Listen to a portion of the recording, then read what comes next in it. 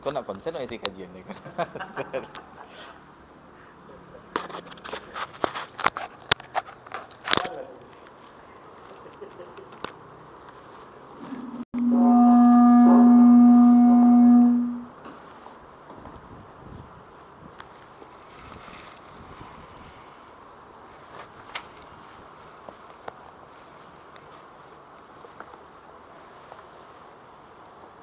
Bismillahirrahmanirrahim.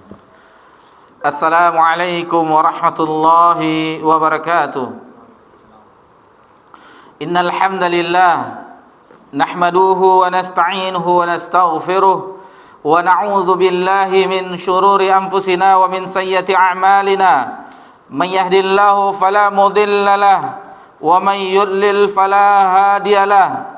Asyhadu an la ilaha illallah wahdahu la syarika lah wa asyhadu anna Muhammadan abduhu wa rasuluh sallallahu alaihi wa ala alihi wa man sara ala nahjihi wa tamassaka bi sunnatihi ila yaumiddin wa sallama tasliman katsira. Ya ayyuhalladzina amanu taqullaha haqqa tuqatih wa la tamutunna illa wa antum muslimun.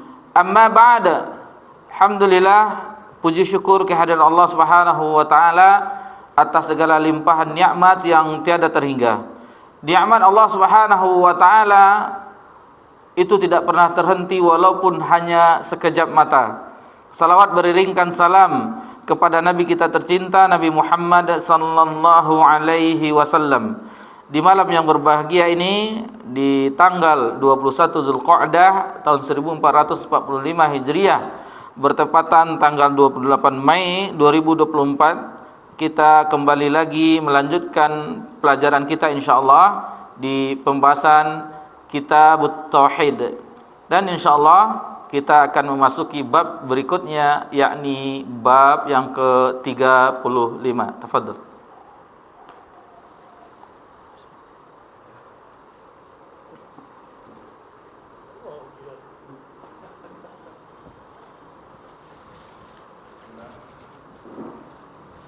Yang ke-35, termasuk iman kepada Allah, sabar atas segala takdirnya. Baik. Muallif rahimallahu taala di dalam kitab Tauhid memberi judul pada bab ini, babun minal imani billahi as-sabru ala aqdarillah. Jadi muallif rahimallahu taala memberikan judul di bab yang ke-35 ini, bab termasuk iman, yaitu iman kepada Allah bagi yang sabar atas takdirnya. Ini bab yang diberikan oleh muallif pada bab yang ke-35 ini. Sebelum kita mendengarkan dalil-dalil yang dibawakan oleh muallif, maka di sini dijelaskan oleh Syekh Abdul Rahman Hasan Al-Syekh ketika menjelaskan ini di dalam kitab Fathul Majid. Beliau mengungkapkan qala al-Imam Ahmad zakarallahu taala as-sabru fi tis'ina mawdi'an min kitabih.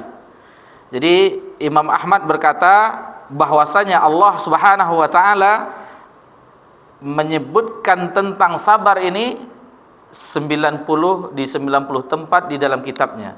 Jadi kalau kita cek, bisa dicek tentang sabar, Imam Ahmad menyebutkan, tentu beliau dengan penelitian beliau melihat di beberapa tempat di dalam Al-Qur'anul Karim, dalam kitabullah itu ada 90 tempat. Berarti ini pembahasan sabar ini adalah pembahasan yang penting di dalam pembahasan tentang keimanan, terutama tentang sempurnanya keimanan dan sempurnanya tauhid. Itu makanya muallif membawakan tentang sabar ini di bab yang ke-35 ini. Kemudian disebutkan di dalam wafil hadis sahih, di dalam hadis yang sahih, as-sabru diya. Jadi Nabi sallallahu alaihi wasallam bersabda, sabar adalah cahaya. Sabar adalah cahaya. Walil Bukhari wa Muslim marfu'an, dan diriwayatkan oleh Imam Bukhari dan Imam Muslim secara marfu', Nabi sallallahu alaihi wasallam bersabda, "Man u'tiya ahadun ata'an khaira wa awsa'a minas sabr." Seseorang tidak diberi pemberian yang lebih baik dan lebih luas daripada kesabaran. Ini dia. Jadi pemberian dari Rabbuna Jalla wa Ala yang lebih baik dan lebih luas adalah kesabaran. Ini bukan sembarang orang yang mendapatkannya. Tentu yang memiliki keimanan yang tinggi, juga yang sempurna tauhidnya, yang tidak ada sedikit pun terperosok di dalam kesyirikan. Ini yang bisa mendapatkan, yang orang-orang hamba-hamba Allah yang mendapatkan kesabaran ketika mereka ditimpa musibah, ketika mereka mendapatkan cobaan dan segala macamnya. Kemudian berkata Umar bin Khattab radhiyallahu, qala Umar radhiyallahu anhu, wajadna khaira 'aishina bis sabr. Kami menemukan kebaikan kehidupan kami dengan bersabar. Jadi di dalam kehidupan itu ada kebaikan yang namanya sabar. Itulah yang ditemukan oleh orang-orang terdahulu. Kebaikan di dalam hidup mereka, yaitu kesabaran. Jadi kemudian rawahul Bukhari, ini diriwayatkan oleh Bukhari yang tadi ungkapan Umar. Lalu Ali radhiyallahu anhu pernah mengatakan, innas sabra minal iman. Sesungguhnya sabar itu posisinya adalah bagian dari iman. Bimanzilatir ra'si minal jasadi. Yaitu ibarat bagaikan kepala dari badan. Bagaimana posisi sabar tersebut? Kita perhatikan jasad kita, tubuh kita, kepala itu bagian yang urgen semuanya, yang penting semuanya, dan itulah posisi iman yang disebutkan oleh Ali radhiyallahu anhu. Tsumma rafa'a sautih. Kemudian dia mengangkat suaranya, ditinggikannya, dikeraskannya suaranya, ala innahu la imana liman la sabralah. Jadi ingatlah, sesungguhnya tidak ada keimanan, ketahuilah sesungguhnya tidak ada keimanan bagi orang yang tidak ada sabar baginya. Nah, ini bahkan dikaitkan kesabaran itu ke dalam keimanan. Tidak ada kesabaran berarti tidak ada keimanan, dinafikan keimanan. Nah, sampai-sampai Ali, dan itu Ali mengucapkannya dengan suara yang tinggi. Dijelaskan di sini bahwasanya rafa'a sautah, beliau mengangkat suaranya, mengeraskan suaranya dengan menyebutkan ala innahu la imana liman la sabarah. Tidak ada keimanan, ketahuilah, ingatlah bahwasanya tidak ada keimanan bagi yang tidak bersabar. Itulah hubungan keterkaitan antara sabar dengan keimanan. Jadi asal kata sabar, as-sabru, itu artinya asalnya itu menahan.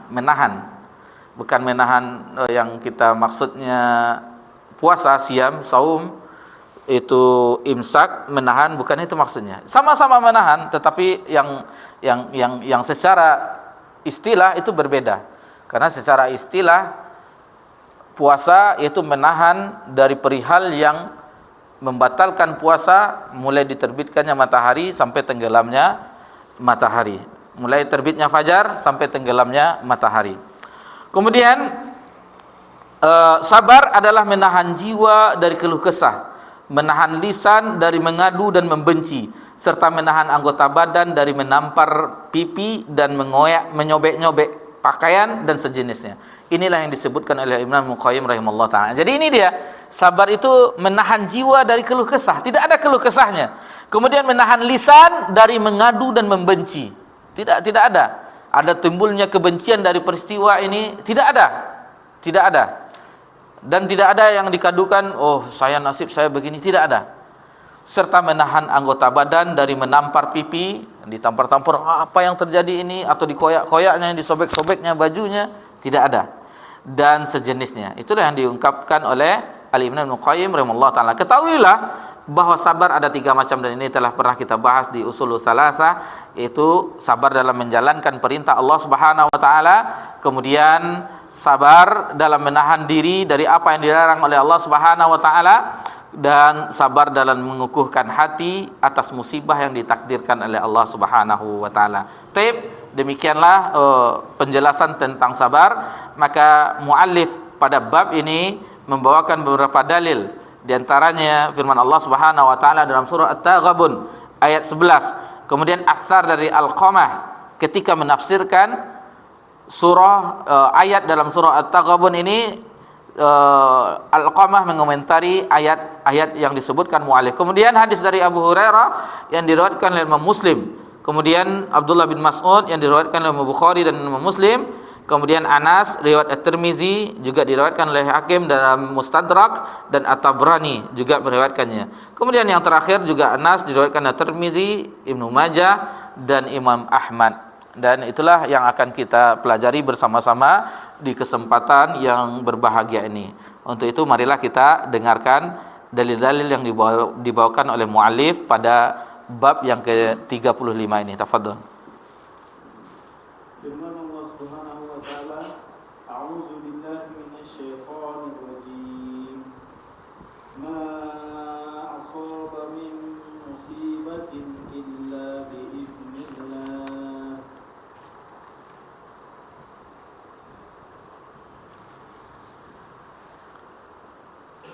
Wa may yu'min billahi yahdi qalbah. Wallahu bikulli syai'in alim. Artinya, tidak ada sesuatu musibah pun yang menimpa seseorang kecuali dengan izin Allah. Dan barang siapa yang beriman kepada Allah, niscaya dia akan memberi petunjuk kepada hatinya.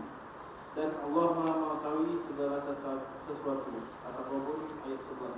Taib. Jadi muallif membawakan firman Allah Subhanahu wa taala dalam surah At-Taghabun ayat 11 ini, ma asaba min musibah illa biiznillah. Tiada sesuatu musibah pun yang menimpa seseorang kecuali dengan izin Allah. Ibnu Abbas radhiyallahu anhuma berkata dalam menafsirkan ayat tersebut, kecuali dengan perintah Allah, yakni dengan takdir dan kehendak Allah Subhanahu wa taala.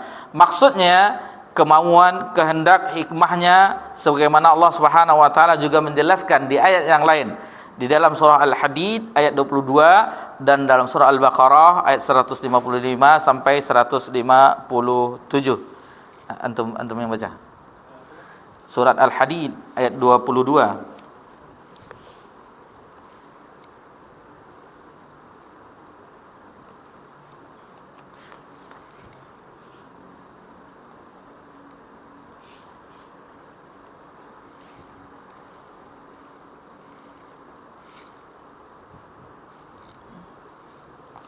Surah yang ke-57. Ayat 22. Ma asaba. A'udzu billahi minasyaitonir rajim. Ma asaba min musibatin fil ardi wala fi anfusikum illa fi kitabin min qabli an nabra'aha. Inna dzalika 'ala Allahi yasir. Tiada suatu bencana pun yang menimpa di bumi dan tidak pula pada dirimu sendiri, melainkan telah tertulis dalam kitab Laul Mahfuz sebelum kamu menciptakannya. Sebelum kami menciptakannya. Sesungguhnya yang demikian itu adalah mudah bagi Allah. Kemudian dalam surah Al-Baqarah ayat 155 sampai 157, itu senada dia dengan dalam surah At-Taghabun ayat 11 tadi. 155, 157.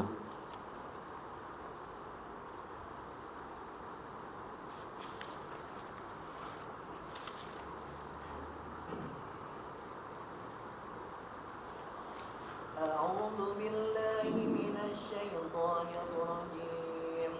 Walanabluwannakum bisyai'in minal khawfi wal ju'i wa naqsin minal amwali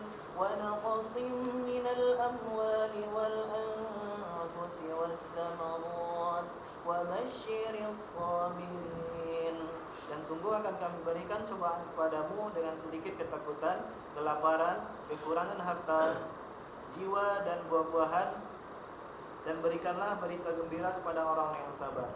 Alladzina idza asabatuhum musibatun qalu inna lillahi wa inna ilaihi raji'un. Yaitu orang-orang yang apabila ditimpa musibah mereka mengucapkan inna lillahi wa inna ilaihi raji'un. Ulaika 'alaihim salawatun min rabbihim wa rahmah wa ulaika humul muhtadun. Mereka itulah yang mendapat keberkahan yang sempurna dan rahmat dari Tuhan mereka, dan mereka itulah orang-orang yang mendapat petunjuk.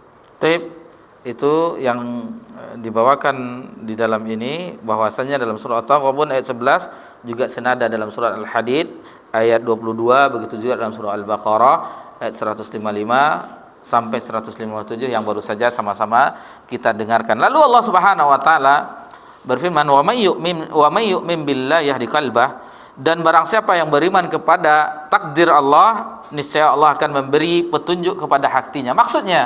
Maksud dari ayat ini bahwasanya barang siapa yang tertimpa musibah dan mengetahui bahwa musibah itu merupakan takdir dari Allah Subhanahu wa taala, lalu dia bersabar, dan dia pertama dia meyakini musibah itu adalah takdir dari Allah Subhanahu wa taala. Kemudian dia bersabar dan hanya mengharap pahala dari Allah Subhanahu wa taala, serta menyerahkan dirinya, berserah diri dia kepada keputusan Allah, niscaya Allah akan menunjukkan hatinya. Itu dari buahnya. Dia meyakini itu adalah musibah, itu takdir dari Allah, kemudian dia bersabar, apalagi mengharapkan pahala dari musibah tersebut, lalu dia menyerahkan diri terhadap keputusan Allah. Lalu hasilnya disebutkan di sini bahwa Allah, wa may yu'min billahi yahdi qalbah, maka Allah akan beri petunjuk dalam hatinya, yang merupakan sumber kebahagiaan, yang merupakan sumber kebaikan di dunia dan di akhirat, dan mungkin memberikan ganti yang lebih baik daripada yang telah diambil tersebut. Kita mengetahui bagaimana ketika Ummu Salamah wafat, Abu Salamah mengucapkan ini, istirja, innalillahi wa inna ilaihi raji'un, Allah ma'jurni musibati wa akhliful khairan minhu. Kemudian lalu diganti, dan dia tidak berangkat siapa yang lebih baik daripada Abu Salamah. Lalu akhirnya dapat gantinya yang lebih baik, yaitu dipinang setelah habis masa iddahnya, dipinang oleh Nabi sallallahu alaihi wasallam, yang lebih baik dari Abu Salamah. Nabi sallallahu alaihi wasallam, waktu Nabi sallallahu alaihi wasallam melamar beliau, ada keberatan hati dari Ummu Salamah. Lalu dia mengutarakan apa yang diberatkan oleh hatinya. Yang pertama, dia adalah orang yang mempunyai anak, kan dia janda, punya anak. Kemudian yang kedua, dia adalah seorang wanita pencemburu. Lalu Nabi SAW mengungkapkan, anakku juga, kata Nabi SAW. Adapun sifat cemburumu, aku akan berdoa kepada Allah Subhanahu wa ta'ala. Baru setelah itu Ummu Salamah menjadi salah seorang istri Nabi sallallahu alaihi wasallam. Lalu Allah Subhanahu wa taala berfirman, wallahu bikulli syai'in alim. Allah Maha mengetahui segala sesuatu. Sebagaimana peringatan bahwa hal tersebut karena ilmunya yang mengandung hikmah, banyak hikmah, dan mengharuskan kesabaran dan keridhaan. Taib. Al-Qur'an menafsirkan iman yang tersebut dalam ayat ini dengan mengatakan, huwa ar-rajulu tusibahul musibatu faya'lamu annaha min indillahi fayadha wa yusallim. Artinya yaitu seorang yang ketika ditimpa musibah yang meyakini bahwa itu semua dari Allah, maka ia pun ridha dan pasrah atas takdirnya. Jadi di sini dibawakan asar dari Alqamah, salah seorang ulama tafsir. Beliau menyebutkan, huwa ar-rajulu tusibuhumul musibatu faya'lamu annaha min indillah.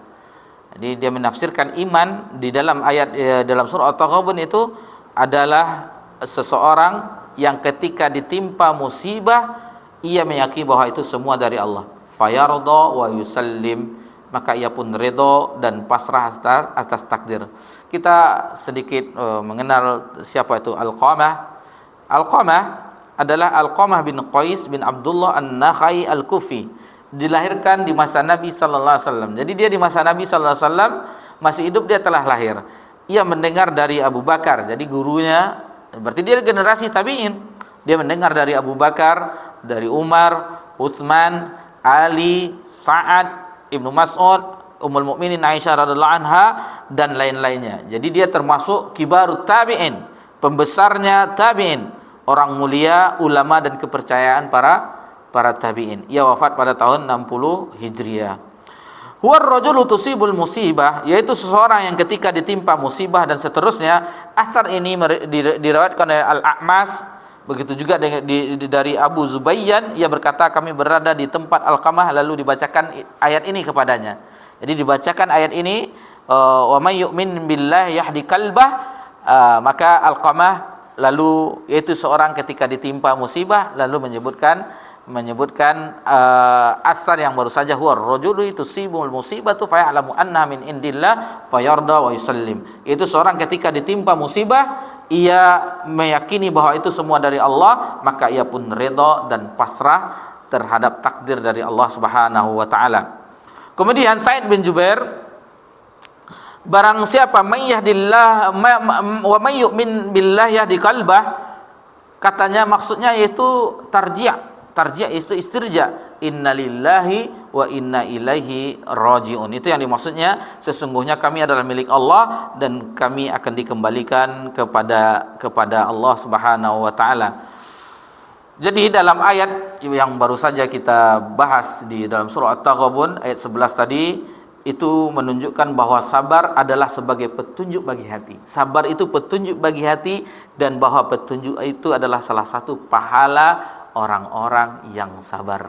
Jadi wa may yu'min billah yahdi qalbah, diberi petunjuk dalam hatinya, dan itulah bentuk kesabaran yang diberi petunjuk di dalam hatinya. Taib, selanjutnya wa fi sahih, dalam sahih Muslim, diriwayatkan dalam Sahih Muslim dari Abu Hurairah radhiyallahu anhu bahwa Rasulullah sallallahu alaihi wasallam bersabda, "Ithnatani fi nasi huma bihim kufru, at-ta'nu fi nasab, wa niyahatu 'alal maiti."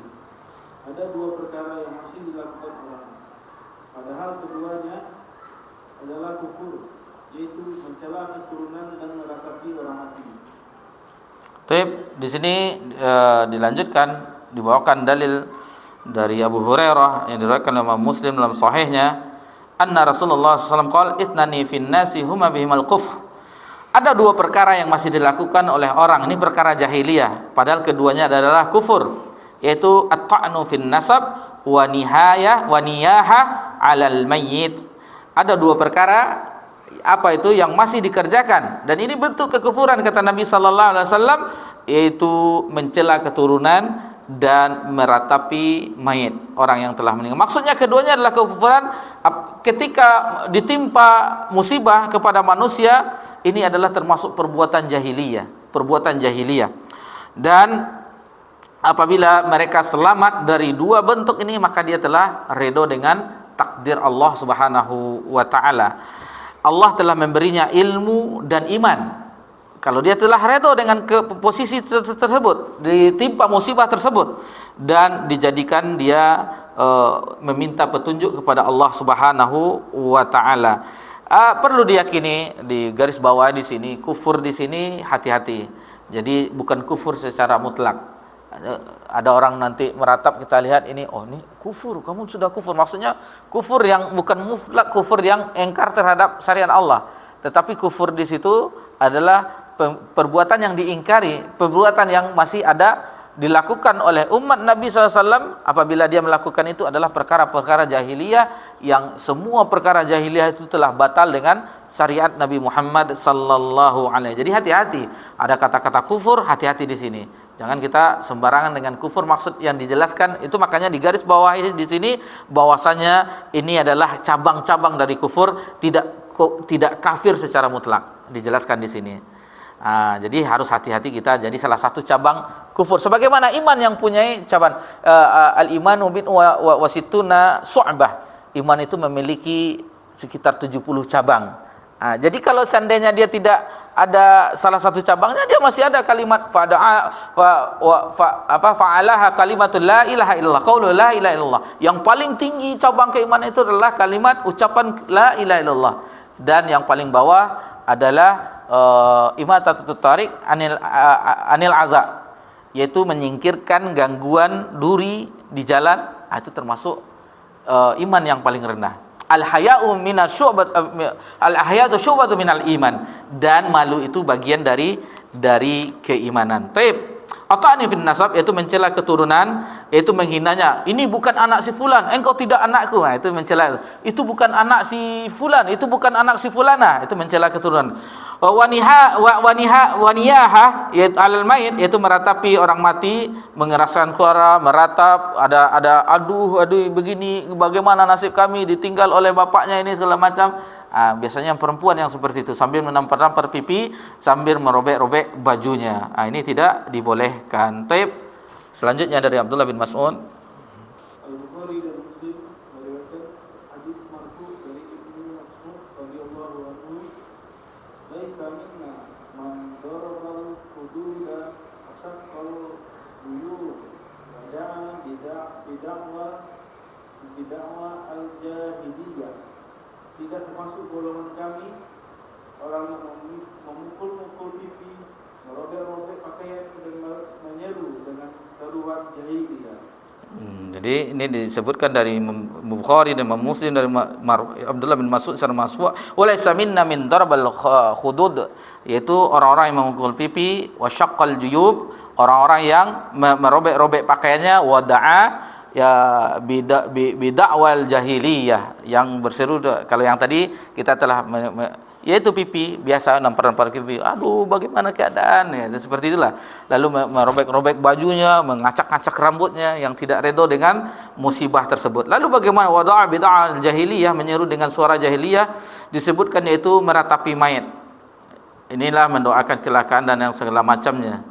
Lalu bagaimana dengan, jadi di riwayat yang lain Rasulullah SAW bersabda, di riwayat yang lain bahwasanya Rasulullah SAW, di riwayat Ibnu Majah disebutkan, Ibnu Majah, anna Rasulullah SAW la'ana al-khamisah wajahaha wa syaqqa jaibaha wa da'iyata wa bilwal wa thubur. Jadi dimaksudkan di sini bahwasanya Nabi sallallahu alaihi wasallam melaknat wanita yang mencakar-cakar pipinya, kemudian merobek bajunya, kemudian mendoakan kecelakaan dan kebinasan. Jadi itu tidak dilaknat oleh Nabi sallallahu alaihi wasallam.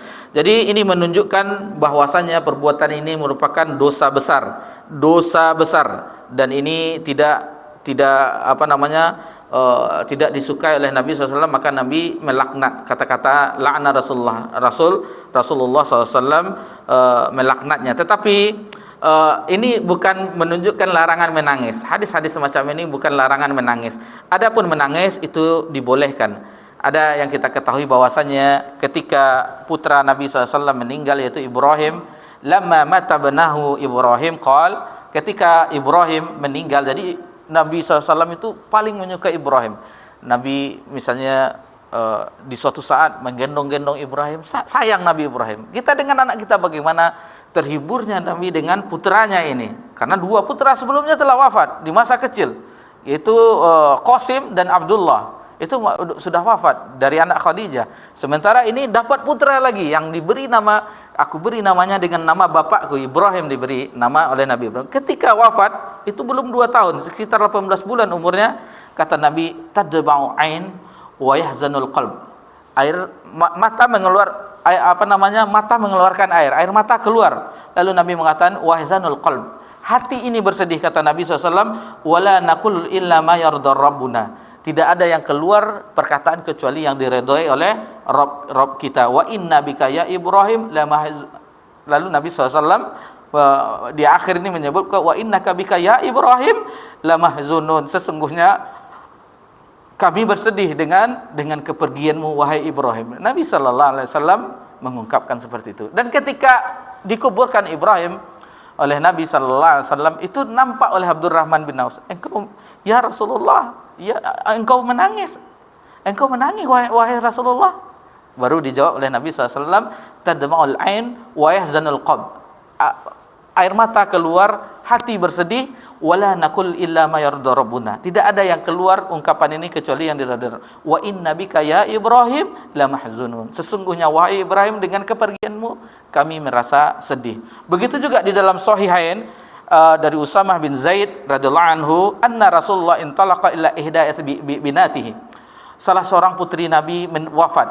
Kalau di riwayat yang lain, itu yang wafat ketika itu adalah Zainab binti Muhammad sallallahu alaihi wasallam ketika wafat. Jadi seluruh anak Nabi melihat wafatnya, seluruhnya kecuali Fatimah. Seluruh putra-putrinya dilihat oleh Nabi ketika wafat, kecuali Fatimah. Dan kita mengetahui bahwasanya ketika detik-detik, dan kita pelajari di tempat kita ini usul salasa, di kematian Nabi sallallahu alaihi wasallam, ketika dia menjumpai bapaknya Fatimah, wahai bapakku, alangkah menderitanya engkau, apa yang kau rasakan?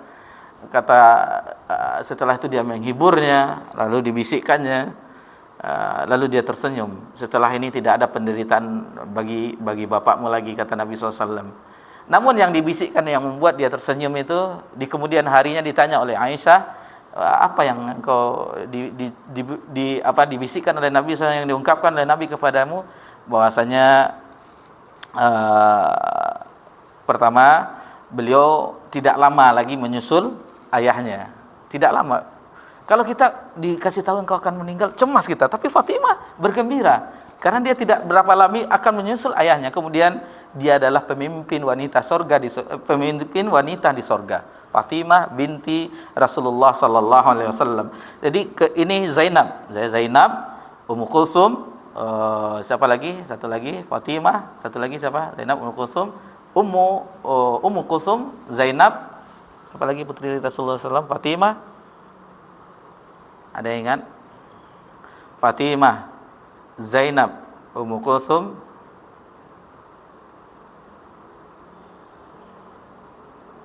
dari Khadijah binti Khuwailid radhiyallahu anha, itu 6 anak Nabi SAW. Zainab, Ummu Kulsum, Fatimah, lupa satu lagi, la quwwata illa billah. Wah, Masya Allah.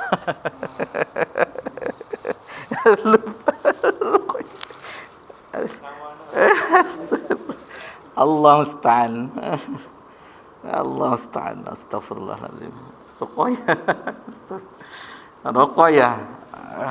Lupa, padahal alhamdulillah putri ketiga kita Ruqayyah namanya, padahal sampai lupa dengan nama anak sendiri. La quwwata illa billah. Lalu ketika itu Nabi SAW disebutkan oleh salah seorang sahabat ketika Nabi SAW menangis, faqala Sa'ad, ma hadza ya Rasulullah. Jadi kenapa engkau menangis wahai Rasul? Melihat itu tuh kata Nabi SAW, hazi rahmah. Ini adalah rahmat, kasih sayang. Ja'alallahu fi qulubi ibadi. Allah menjadikan rahmat kasih sayang itu di dalam hati hamba-hambanya. Wa inna ma yarhamullah min ibadihi ruhama. Lalu Nabi SAW menyebutkan bahwasanya Allah hanya merahmati hamba-hambanya yang pengasih. Nah, jadi itu tidak masalah dengan menangis, tetapi tidak sampai meratap dan segala macamnya. Taib dari Anas. Diriwayatkan dari Anas radhiyallahu anhu bahwa Rasulullah sallallahu alaihi wasallam bersabda, "Idza aradallahu bi 'abdihi al-khayra ajjalahu bil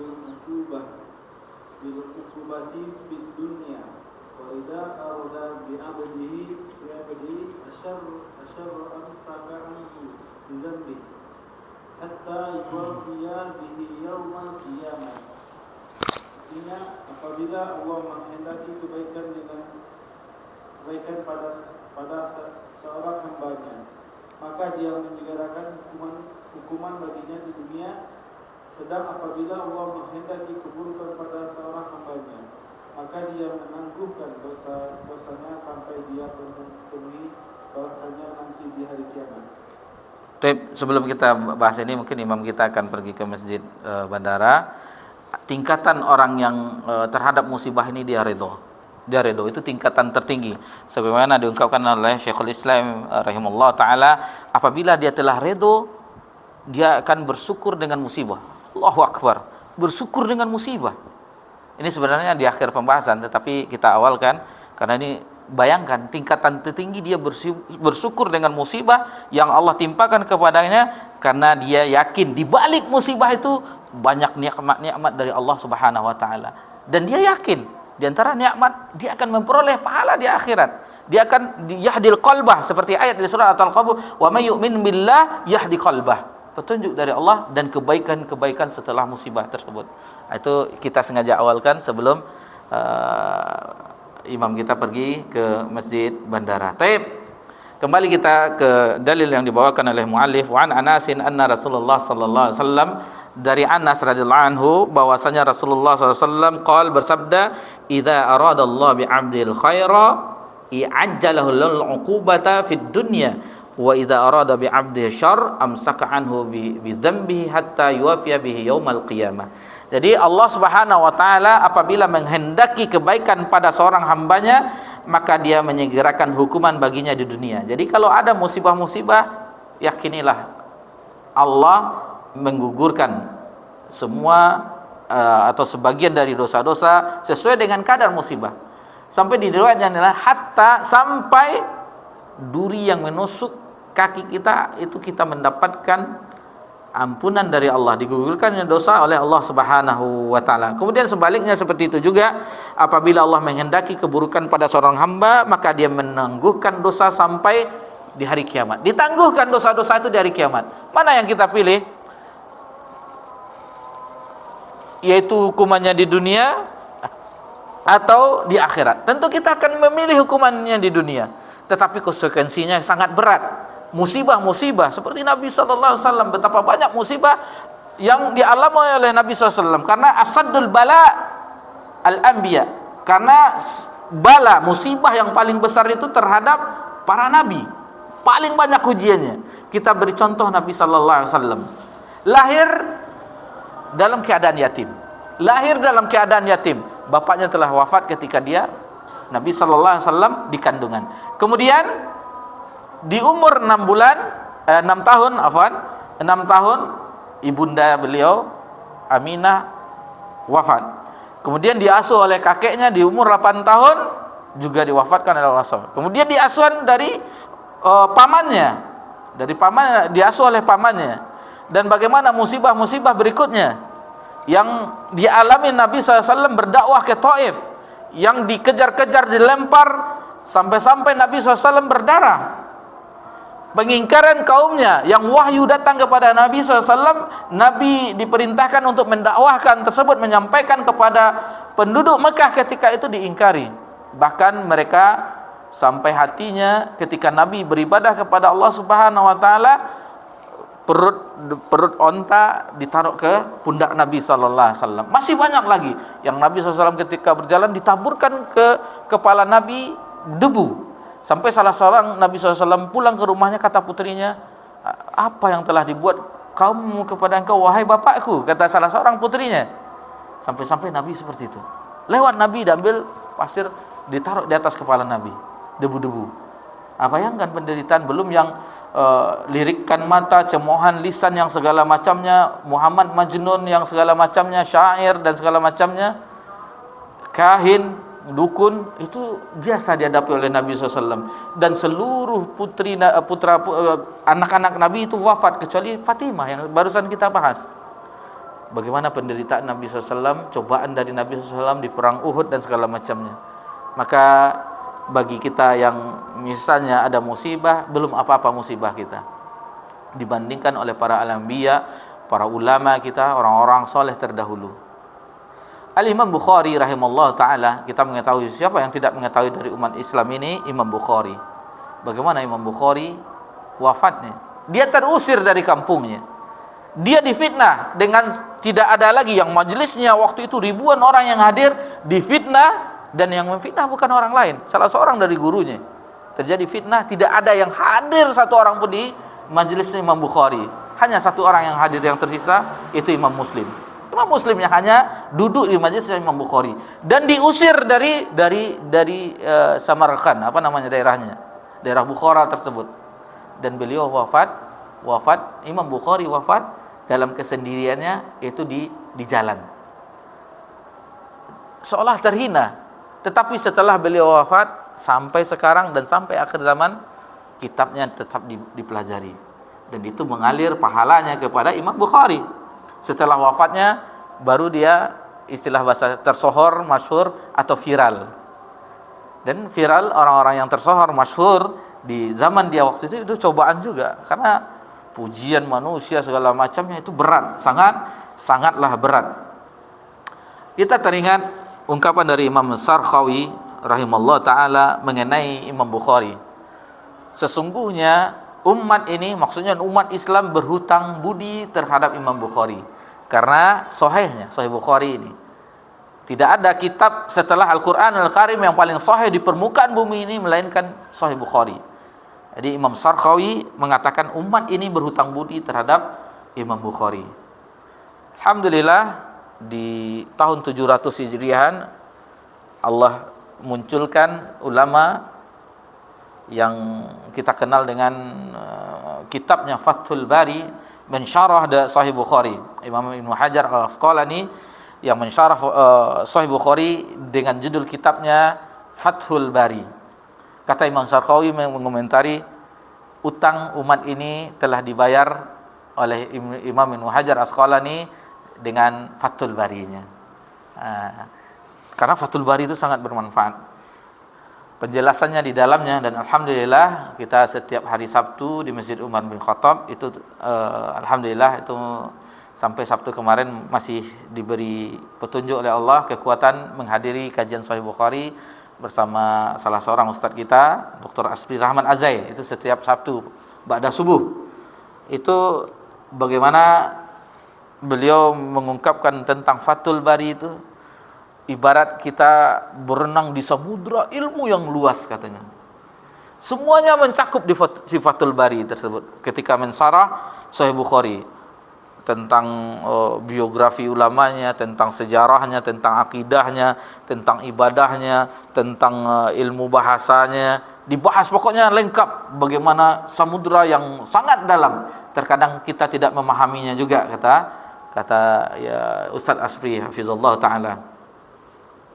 Dan Imam Syaukani atau kalau tidak salah Imam Syaukani yang menulis kitab Naulul Autar, kalau tidak salah kalau kita enggak khilaf ini, ketika murid-muridnya itu hidup sekitar tahun 800 atau 900 Hijriah, berarti kan duluan Imam Ibnu Hajar Asqalani dengan Fathul Barinya. Jadi diminta agar mensyarah Sahih Bukhari juga. Apa jawabannya? Dijawab dengan hadis Nabi, la hijrah badal fath. Tidak ada hijrah sesudah Fathul Mekah. Maksudnya sudah ada Fathul Bari ini, tidak ada lagi syarah-syarah dari Sahih Bukhari. Jadi yang paling unggul itu adalah Fathul Bari. Ya, mudah-mudahan kisah ini menginspirasi kita bagaimana mereka yang telah menorehkan tinta-tinta mereka, dan dengan tinta-tinta yang mereka torehkan kita pelajari sampai sekarang, dan kita yakin beratnya pahala bagi mereka, dan cobaan mereka juga berat ketika mereka mendakwahkan agama Allah Subhanahu wa taala. Taib.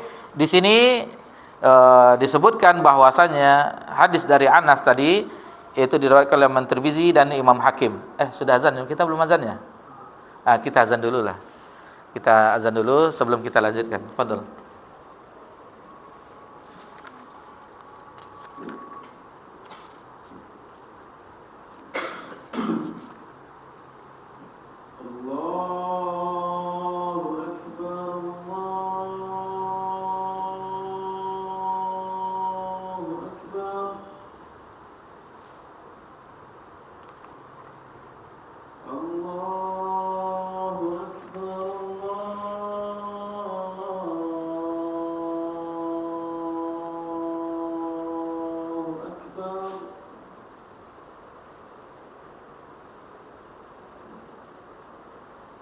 أشهد أن لا إله إلا الله.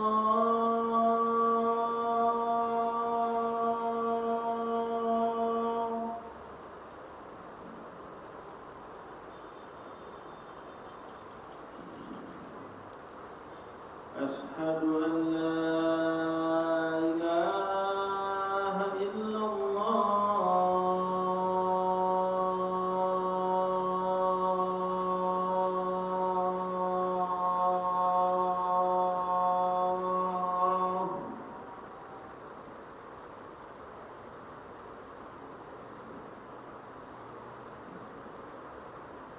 أشهد أن محمدا رسول الله.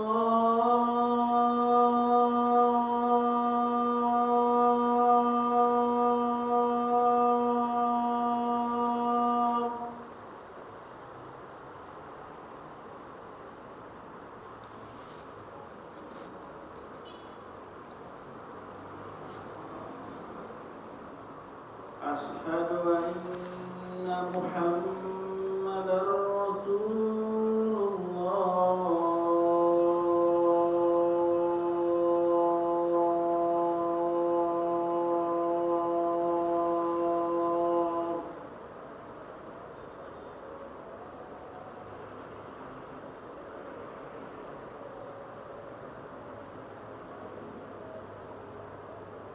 حي على الصلاة.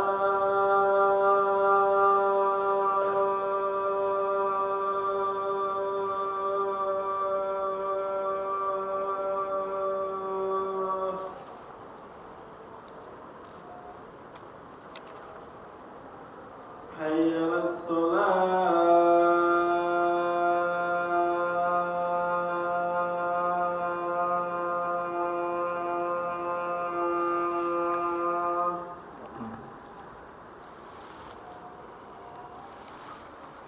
حي على الفلاح.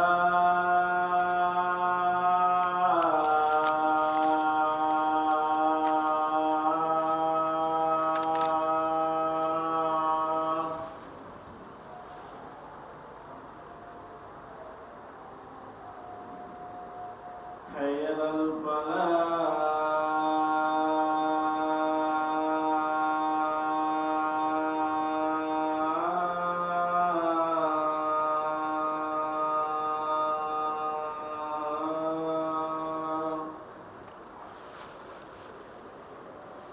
الله أكبر الله أكبر لا إله إلا الله.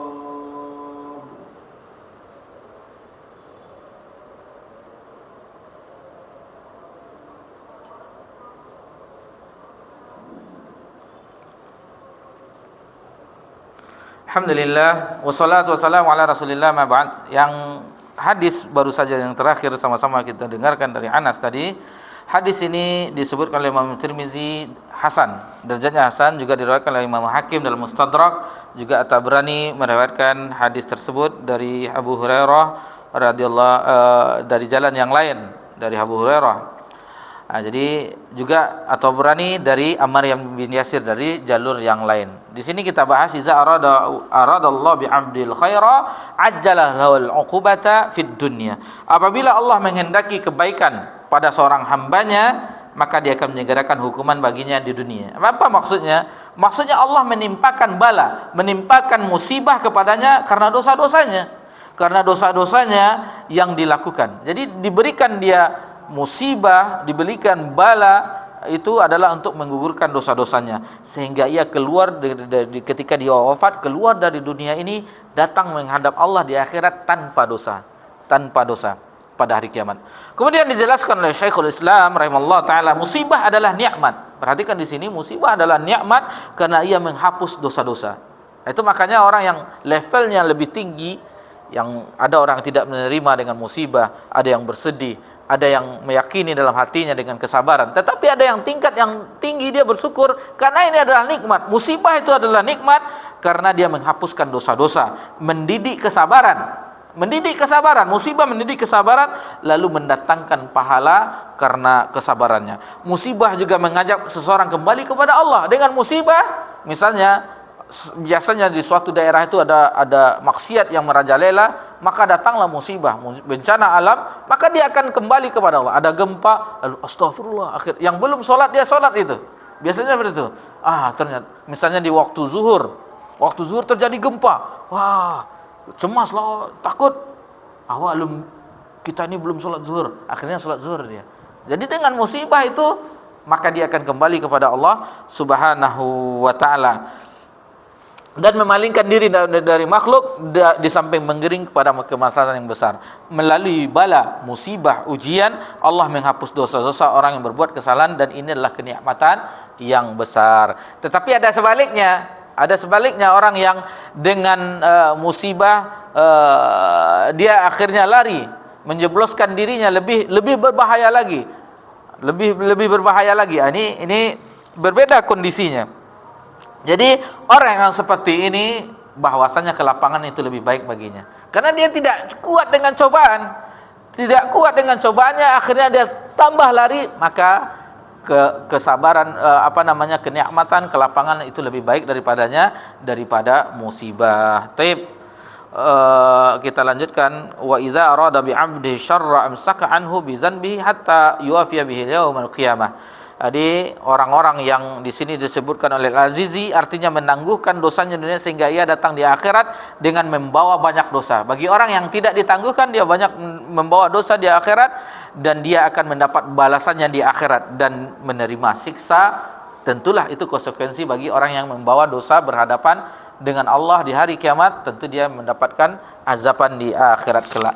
Inna 'idzamal jaza ma'a 'idzamil bala. Sesungguhnya besarnya pahala setimpal dengan besarnya cobaan. Taib.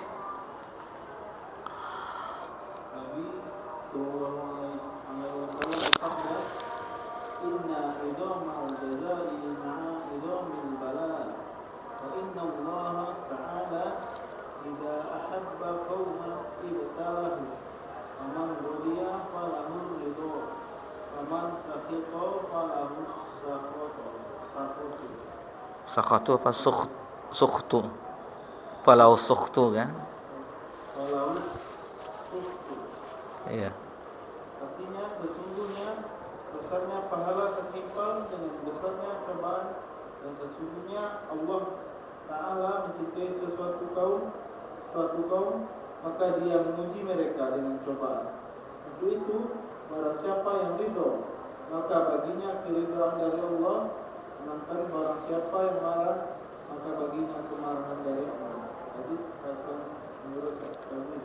Sebelum kita membahas hadis ini, ada firman Allah Subhanahu wa taala dalam surah Al-Baqarah ayat 216, yang mana Allah Subhanahu wa taala menyebutkan tentang diwajibkannya peperangan. Kutiba alaikumul qitalu wa huwa kurhul lakum. Diwajibkan berperang atasmu, dan itu tidak kamu suka, itu benci kamu, tidak suka kamu dengan peperangan. Tetapi perhatikanlah sambungan dari ayat tersebut, wa asa an takrahu syai'a wa huwa khairul lakum. Boleh jadi kamu membenci sesuatu padahal itu amat baik bagimu. Kemudian kebaliknya, wa asa an tuhibbu syai'a wa huwa syarrul lakum. Boleh jadi kamu itu menyukai sesuatu padahal itu buruk bagimu. Wallahu ya'lamu wa antum la ta'lamun. Wallahu ya'lamu wa antum la ta'lamun. Sesungguhnya Allah mengetahui sedangkan kamu tidak mengetahui. Jadi ada sesuatu yang tidak kita suka itu, tetapi sebenarnya itu baik di sisi Allah. Ada sesuatu itu yang kita tidak suka, maka kita benci, kita tidak menyukainya, tetapi di sisi Allah itu baik.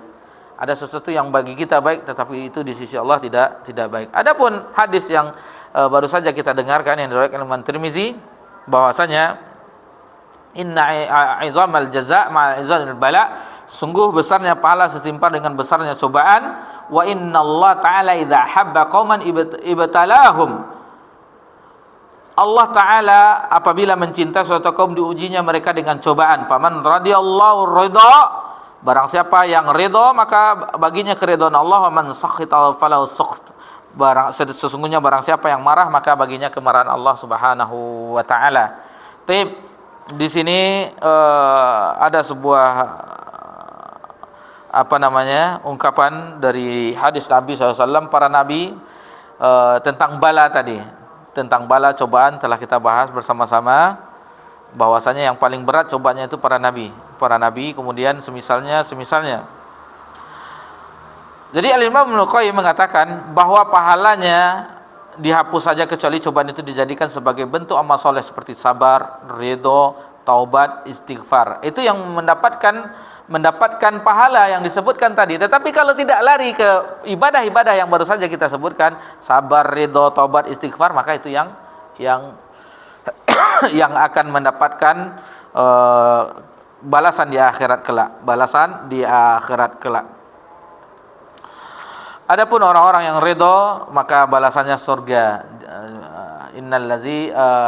Dalam surah terakhir, innallazina amanu wa amilus solihati ulaika lahum jazaa balasan. Di sisi Tuhannya salah satu ayat di firman Allah Subhanahu wa taala, solihati lahum jannatun tajri min tahtihal anhar zalikal fawzul azim. Seperti itu, ayat-ayat seperti itu, bagaimana orang yang mendapat ridha radhiyallahu anhum wa radu'an. Allah reda terhadap mereka dan mereka pun ridha terhadap pemberian dari Allah Subhanahu wa taala, atau yang di salah satunya jadi terngiang-ngiang juga. Seperti dalam surah Al-Bayyinah ada di akhirnya bagaimana Allah Subhanahu wa taala, jazaa'um inda rabbihim jannatu adnin tajri min tahtihal anhar khalidina fiha abada radhiyallahu anhum wa radu'an dzalika liman khasyiya rabbah. Itu salah satu bagaimana kalau seseorang itu mendapat keridhaan Allah Subhanahu wa taala, maka dia mendapatkan balasan surga. Jadi sebagaimana kita ungkapkan tadi, bahwasanya ridho ini lebih tinggi daripada sabar. Namun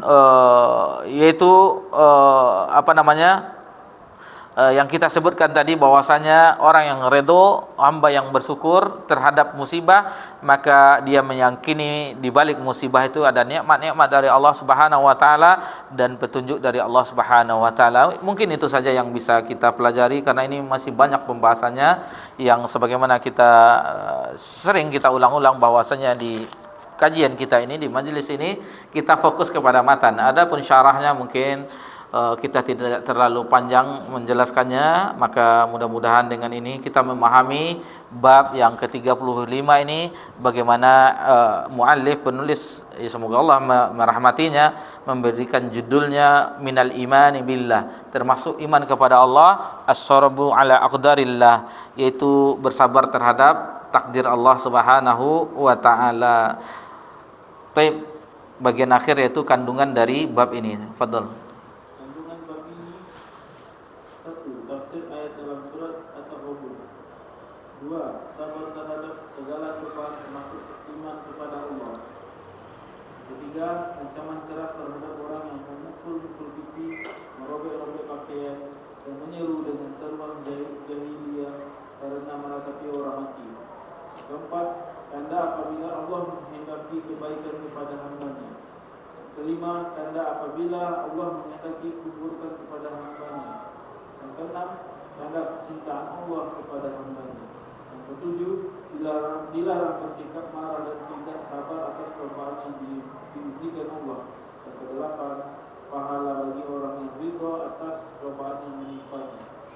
Jadi intinya bahwasanya orang yang sabar ketika mendapat musibah, dan ada orang yang ridho dengan musibah, itu yang lebih tinggi lagi, karena dia bersyukur dengan musibah itu, karena di balik musibah itu adalah banyak kenikmatan dari Allah Subhanahu wa taala.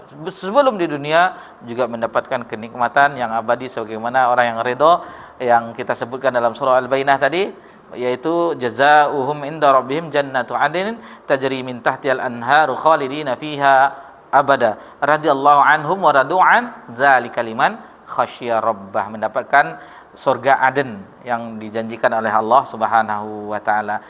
Demikianlah yang bisa kita pelajari, bahwasannya dengan keimanan, dengan kesabaran, maka itu akan menjadikan tauhid kita kokoh, keimanan kita kokoh. Maka itulah dimasukkan di bab ini sebagaimana di awal tadi kita sebutkan.